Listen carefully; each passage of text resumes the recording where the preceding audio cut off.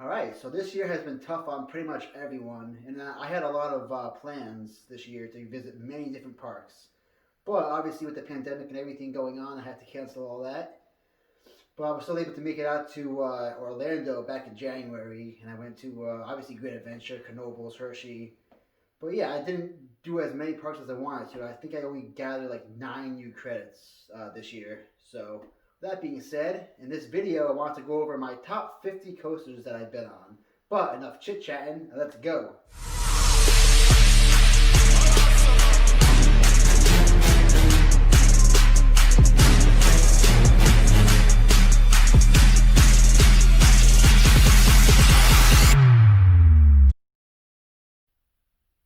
Alright guys, in this video I'm going to be going over the top 50 roller coasters that I personally been on.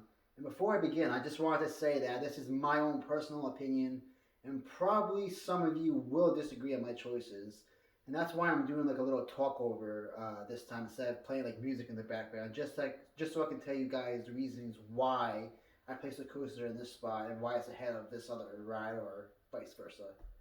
So yeah, let me just shut the hell up and just dive right into this countdown.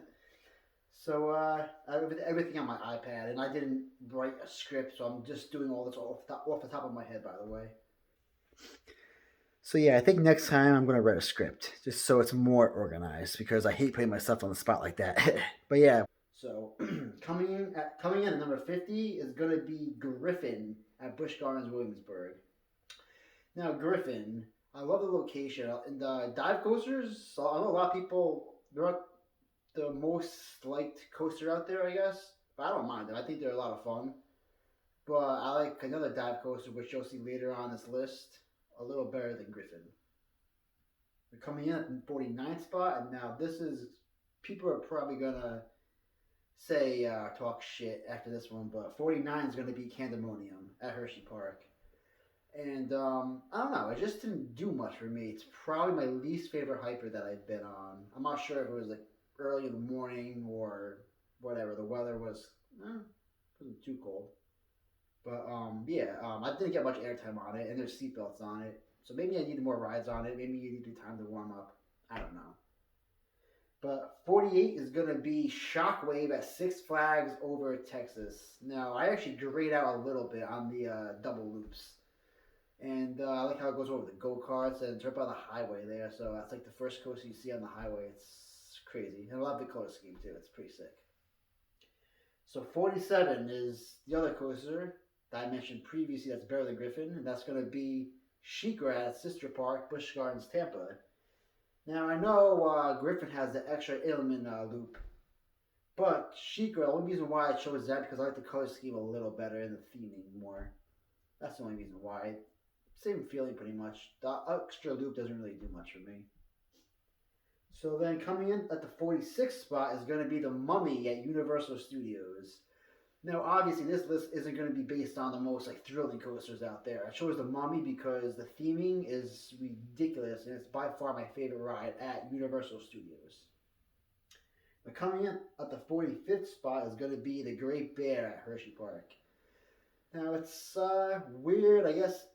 I give it a 10 out of 10 for its like originality because the layout is like all over the place. I've never seen anything like that before. It like follows like the water, like the stream or whatever.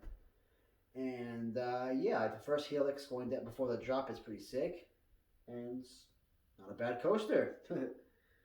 So coming in at the 44th spot, I know you guys are probably gonna talk shit again, but I chose Talon at Dorney Park. Now I chose Talon over Great Bear just because I think the layout is more, I don't know, it's more like a better layout to me. I like the turns after the where the camera is before the corkscrew, all those sharp turns, and after that before you hit the breaker on that sharp turn. So that's why I picked Talon over Great Bear. So coming in at the 43rd spot is going to be Bizarro at Great Adventure. Now, I remember when I was a kid, I was like so scared to ride this at first, and when I finally got on it, I loved it. And I actually liked how it was back then when it was Medusa. But Bizarro, I guess, is kind of cool. 42nd spot is going to go to Fahrenheit at Hershey Park. Yeah, Hershey Park's destroying this list. But I only think I've been on, what, 209 coasters? So, yeah, this is only the top 50 that I've been on. So, yeah, Fahrenheit's at the 42nd spot. 41 is going to be Intimidator at Carowinds. Now, I know you guys are probably going to hate me because you probably chose, obviously, Candymonium over Intimidator. But, like I said, Candymonium did nothing for me, and I at least got more floater airtime on Intimidator. And I also like the views you get from on top of there, too, as well. Random, but, yeah. So then, coming at the 40th spot is going to be Steel Force at Dorney Park. Now, I used to like Hydra better than Steel Force, but the more I rode it, it kind of grew on me. And the airtime you get at the Bunny Hills after the last tunnel at the end over there is ridiculous. Where am I? 39 is going to go to Afterburn at Carowinds. Now, I love how it like goes over the pathway and everything. The Batwing is pretty sick. I guess like the loop and the element are just like any other ones. If you bet on one of them, let's say, I don't know, Alpengeist or whatever, they all feel the same. 38th spot is going to go to Kraken at SeaWorld Orlando. I love the setting of this coaster, and I love the color of the track. That's all I have to say. Then coming in at the 37th spot is going to be Twister at Knoebels. Now, where do I begin with this one? The layout of this is genius, and if you haven't seen my Knoebels in-depth video, I explained like the backstory of Twister and everything, so go check that video out if you guys want. But yeah, it's a modified layout of Mr. Twister, and this genius that has the other lift wing over the other lift hill, and those twists and turns, like the noise the tunnel makes. When you go through the tunnel at the end, I love the noise inside the tunnel. It's really random, but it's, I don't know, it makes the ride so much like more like intense for me. But yeah, that's my little spiel on Twister at Knoebels. Where am I? Coming in at the 36th spot is going to be Apollo's Chariot at Busch Gardens, Williamsburg. Now, I know some of you guys despise this ride, but I got airtime on it. I thought it was pretty cool. I like the big ass helix at the end of by the turnaround section. The helix right by the water is pretty sick. And yeah, coming in the 35th spot is going to be Titan at Six Flags Over Texas. Now I chose this over what was I just talking about? Apollo's Chariot, because the one helix before you hit the mid-course, you were hitting that like, what, 60 or 65 miles per hour, and you're graying out the entire time. Then once you hit the brake run, if you're sitting in the front row left side, like you tilt like so slow, and like it feels like you're about to like fly out of your seat. It's sick. So that's like a really weird like feeling. That's why I chose that over Apollo's Chariot. Yeah, I have a weird reasoning behind my thoughts, so don't mind me. Then coming in, wow, I can't talk today. Coming in at the 34th spot is Boulder Dash at Lake Compounce. Now, this coaster really takes advantage of the terrain, and I love how you're literally in the forest. I wish I had like a night ride on this, because that's probably amazing. But yeah, you get tons of airtime on the ride. Back row for me, by the way. Let's see here. Coming in at the 33rd spot is going to be Hagrid's Motorbike Adventure, whatever the hell it's called. Hagrid's Islands of Adventure at Universal Studios. Now, I love the theming on this coaster. It's probably one of the best. It's between this and Mummy, I don't know. The theming is really close, but even the last launch is really intense. I like the backward section, the drop track. Sorry for spoilers if you guys haven't rode it yet, but I'm sure by now you guys probably know the layout by now. So, and coming in at the 32nd spot is going to be Cobra's Curse at Busch Gardens, Williamsburg. Idiot. Busch Gardens, Tampa. Sorry, guys. Now, even though this is like a family coaster, I had so much fun on this. And, well, today's December 8th, I think. Whatever the Tuesday is. But anyway, last year at this time, I was actually at Busch Gardens, Tampa. So yeah, I figured I'll have Kumba in my background right here. And yeah, I don't know where I was going with that. But yeah, so Cobra's Curse was 32nd. And coming in at my 31 spot is Kingda.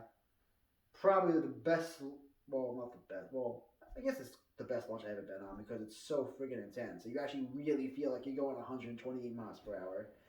Then depends on the day you go. Sometimes you're at the top of it, you're stuck there for like a couple of seconds, so you have a nice view of like the rest of the park and the surrounding areas. Or sometimes you're speeding right over it, so you can't really enjoy the view. And extra bunny health at the end really doesn't give me that much airtime. Actually, nothing, not airtime at all, really. I don't know, that could just be me. So then coming in at my 30th spot is going to be Nitro at Great Adventure as well. And I rode this a lot more this year. I really enjoyed it more this year than I did last year for some reason.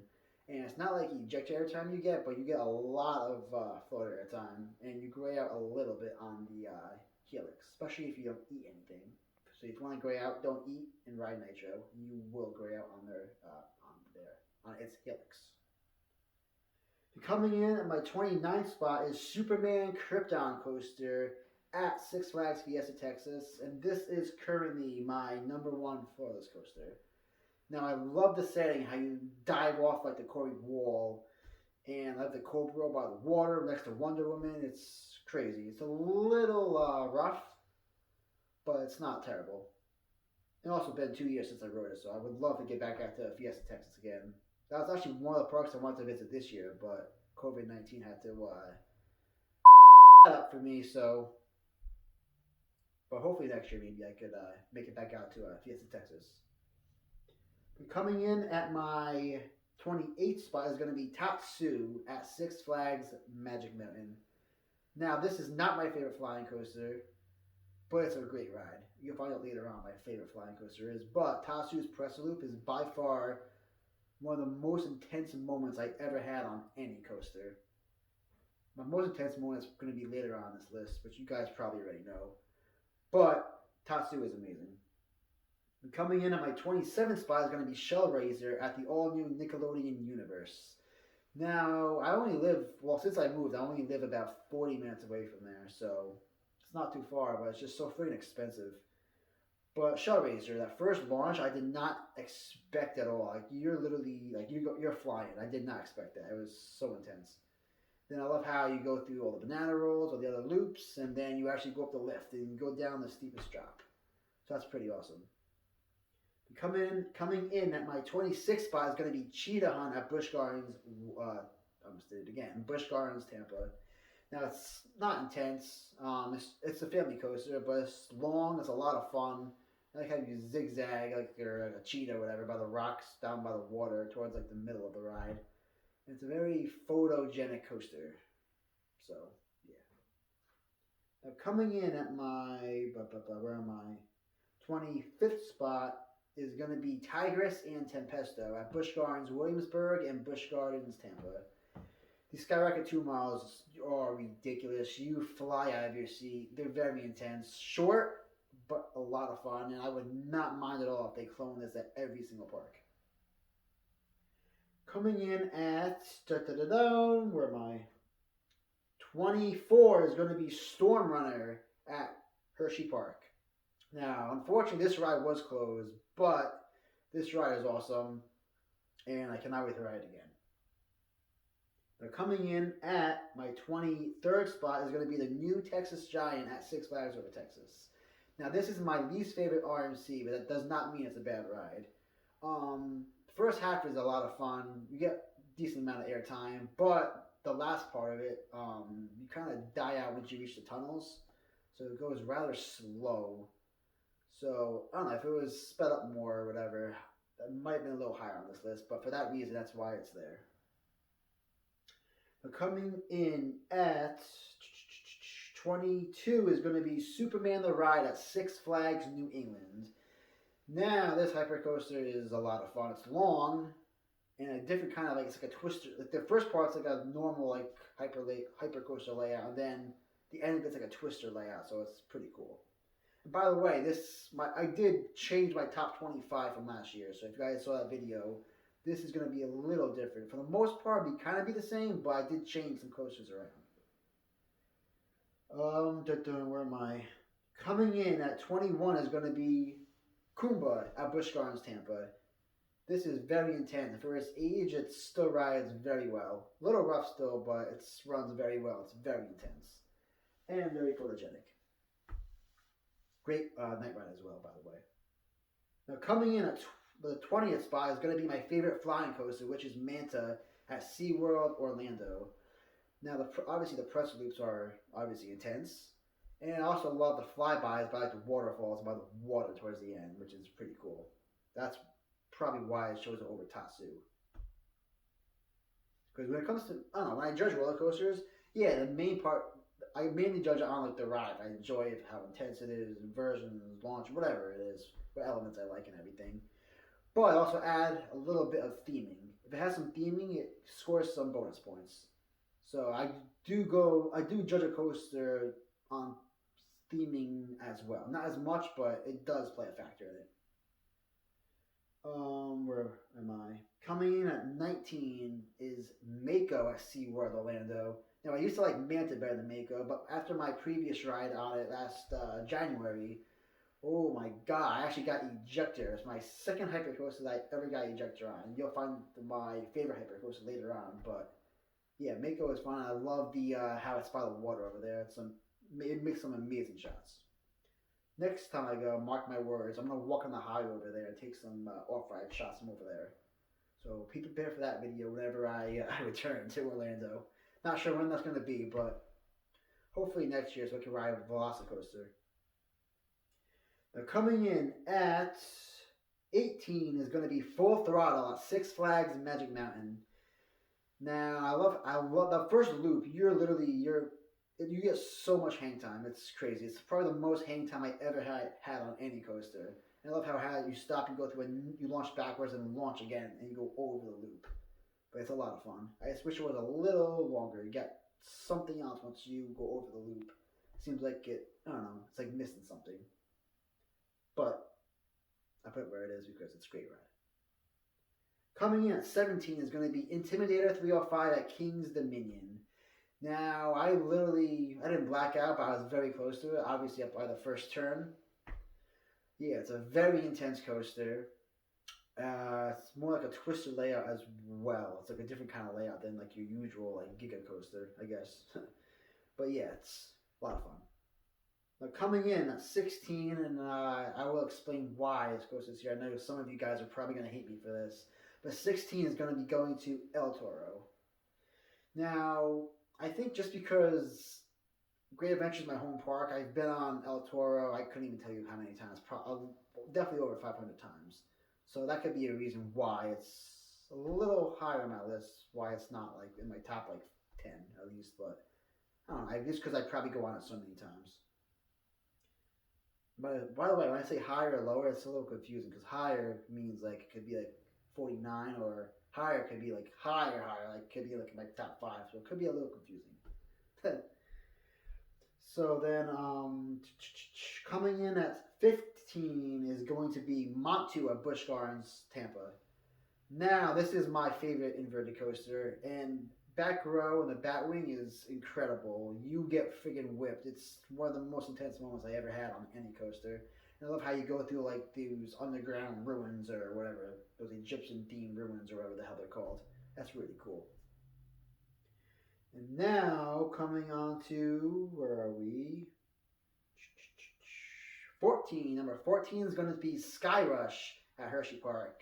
Now I was finally able to get back on it again. What was it, last month or 2 months ago when I visited Hershey Park, because the time before that it was actually closed. So yeah, I put that ahead of Storm Runner, because before I used to like Storm Runner better now, but I don't know, it's so freaking intense. Even though people don't complain get crushed, it's still a lot of fun. It doesn't really bother me. So up next, number 13 is going to be Mr. Freeze at Six Flags over Texas. Now, this reminds me of Batman and Robin the Chiller at Great Adventure, and it's very intense. I love the launch, it's crazy, and when you go up, it hits you up, then before you drop again, you actually get airtime. So, yeah, it's a lot of fun.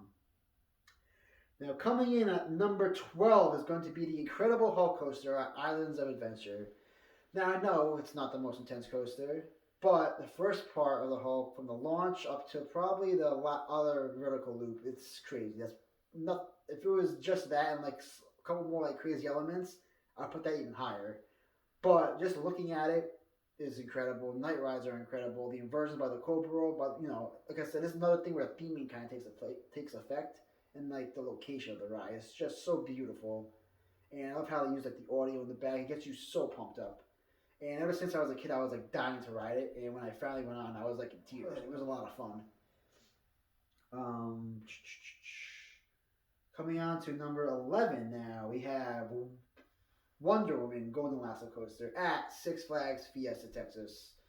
Now, this coaster, like you feel like you're going like 100 miles per hour. Let's just put it that way. If you've never been on a Raptor before, you need to get on one ASAP. That's why I'm so excited for Jersey Devil to open up a great adventure, because it's at my home park. I can ride this all the time now. But Wonder Woman, even the setting on it and the water is crazy. It's a lot of fun. You're getting whipped. You're going upside down. It's ridiculous. You got to ride it. Then coming in at number 9 is going to be... I'm dumb. Number 9. Top 10. We made it to my top 10, guys. Coming in at number 10 is Iron Rattler at Six Flags Fiesta, Texas.